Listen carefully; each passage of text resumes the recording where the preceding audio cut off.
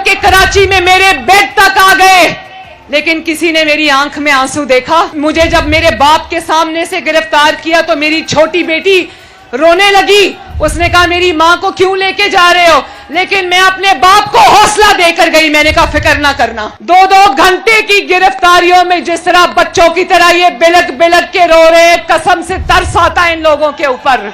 कहते थे कि पहली बार टक्कर के लोगों से पाला पड़ा है। टक्कर के लोग जमीन पर बैठ के बच्चों की तरह रो रहे हैं।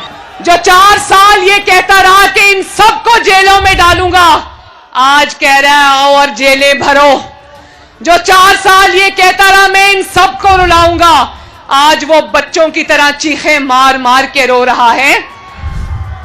ना करो भाई, मुझे तरस आता है, इस तरह ना रो, थोड़ा हौसला करो। ऐसा करते हैं, चंदा जमा करते हैं और इनको टिश्यू पेपर का एक ट्रक भेजते हैं। कल सुन रही थी, कह रहा था जेल भरो तहरीक। 4 साल जब ये वजीर आजम बना बैठा था तो जेब भरो तहरीक चला रहा था, और अब कारकुनों को कहता है कि जेल भरो तहरीक शुरू करो। तो अगर जेलें भरनी है तो सबसे पहले बिस्मिल्लाह करो, अपनी जमानतें कैंसिल कराओ और आओ ना जरा। पहली बार बेफैज हुए हैं तो इनको समझ नहीं आ रही, क्योंकि फैज के सर पर सियासत करते रहे, उसकी बेसाखियों पर सियासत करते रहे। वो जो हीरे जवाहरात, वो हीरे की अंगूठियां जो ली हुई हैं, वो जो जमीनें ली हुई हैं, वो जो जायदादें बनाई, आओ ना उनका हिसाब दो। ये जो घड़ियां चोरी की हुई हैं और कौम की अमानत जाके बाजारों में बेचकर खाना काबा की, शर्म आनी चाहिए। खाना काबा की सऊदी अरब ने घड़ी दी थी, जाके बेच आया। लोगों को कहता है कि जेलें भरो, और खुद कहता है, खुद बुज़दिलों की तरह ज़मान पाक के बंकर में छुप के बैठा है, और कहता है कारकुनों आओ। खवातीन को बुलाकर ज़मान पाक में खड़ा किया हुआ है कि कहीं मुझे पुलिस पकड़ के ना ले जाए। अपनी इकोनॉमी ठीक कर ली, अपने घर की मईशत ठीक कर ली, पाकिस्तान की मईशत बर्बाद करके रख दी। और सिर्फ कारकर्दगी बदतरीन नहीं थी, सिर्फ हुकूमत में परफॉर्मेंस खराब नहीं थी, ऑपोजिशन में भी परफॉर्मेंस खराब है। अगर हुकूमत करनी नवाज शरीफ से नहीं सीखी थी तो ऑपोजिशन करनी नवाज शरीफ से सीख ली होती। टैंकों के आगे लेटने का दावा करने वाले बार बार बिलक बिलक के रो रहे हैं, टीवी पर देख रहे हो ना। पहली बार बेफैज हुए हैं। क्या नवाज शरीफ साहब की जुर्रत और बहादुरी याद है ना?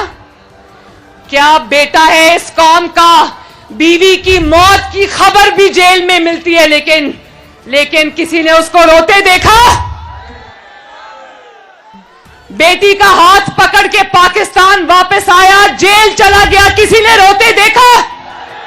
सीना तान कर इंतकाम और जबर और जुल्म का सामना किया, किसी ने उसको रोते देखा? जेल में बीमार था मगर इनसे भीख नहीं मांगी। बेटी को बाप के सामने गिरफ्तार किया, किसी ने नवाज शरीफ को रोते देखा? किस धज से, किस शान से, किस बहादुरी से सीना तान के लड़ा है नवाज शरीफ। आज जब मैं इनकी रोती हुई शक्लें देखती हूं तो मुझे नवाज शरीफ पर फख्र होता है। ये 5-5 दिन की जेलों के ऊपर रो रहे हैं, हम 5-5 महीने 2-2 साल सजाए मौत की चक्कियों में हंस के काट। ये राना सनाउल्लाह बैठा है, इसके ऊपर मंशियात का झूठा मुकदमा बना, सजाए मौत हो सकती थी। किसी ने राना साहब को रोते देखा? किसी ने एहसन इकबाल को रोते देखा? किसी ने ख्वाजा साद रफीक को रोते देखा? किसी ने शहबाज शरीफ को रोते देखा? किसी ने हमजा शहबाज को रोते देखा? किसी ने मिफ्ता इस्माइल को रोते देखा? किसी ने हनीफ अब्बासी को रोते देखा? किसी ने राजा कमरुल इस्लाम को रोते देखा? किसी ने कामरान माइकल को रोते देखा? किसी ने ख्वाजा सलमान रफीक को रोते देखा? किसी ने मरियम नवाज को रोते देखा? इंशाल्लाह इलेक्शन आने वाला है, डट के मुकाबला करेंगे और इंशाल्लाह ताला इनको उठा के बाहर फेंकेंगे। मुस्लिम लीग इलेक्शन की तैयारी कर रही है और ये तैयारी हम इलेक्शन हारने के लिए नहीं, जीतने के लिए कर रहे हैं इंशाल्लाह ताला। तू दीवा बाल के रक्षा, हवा जाने खुदा जाने, मुल्तान जिंदाबाद। मेरे साथ मिलके नारा लगा दो, नवाज शरीफ, शहबाज शरीफ। और एक आखिरी नारा मुल्तान के दरो दीवार गूंजने चाहिए, पाकिस्तान। बहुत बहुत शुक्रिया, सलामत रहो, हंसते रहो, बसते रहो, अल्लाह हाफिज।